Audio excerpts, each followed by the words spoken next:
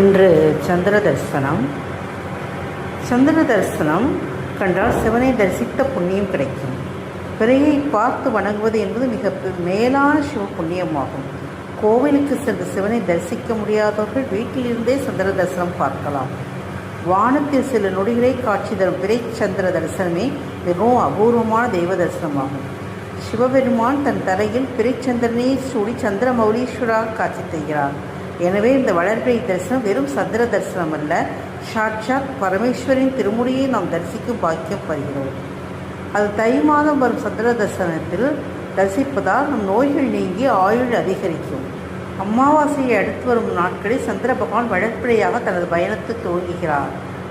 துவிதிய நாளில் மாலை சந்திர தரிசனம் என்று அழைக்கிறார்கள்.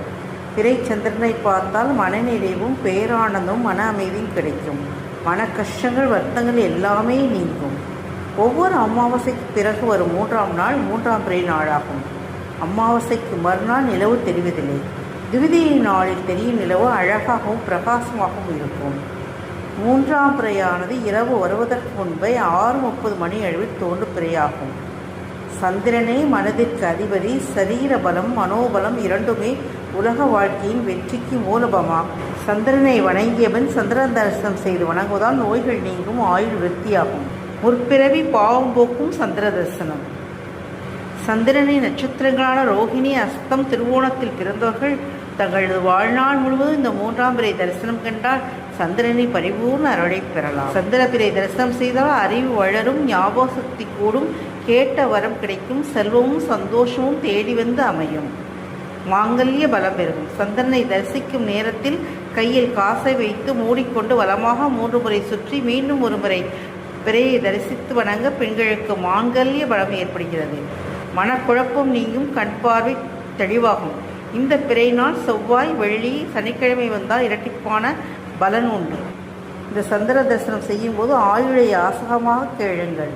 சூரியனிடம் சந்திரனிடமும் வேறு எந்த தெய்வத்திலும் நாம் வேண்டியதை கேட்கும்போது கையேந்தியே கேட்க வேண்டும். அதுவே யாசகம் பெறுவது. ஸ்ரீ கிருஷ்ணர் கூட கர்ணனிடம் யாசகம் பெறும்போது கையேந்தியே பெற்றார். சிவபெருமான் கூட அனுதினம் அவரவர் செய்து வைத்துள்ள தர்மத்தை பிச்சையாக வாங்கி அதன் பலனை அவரவருக்கே பிச்சையிடுவார். இதனை படி இழப்பது என்பார்கள்.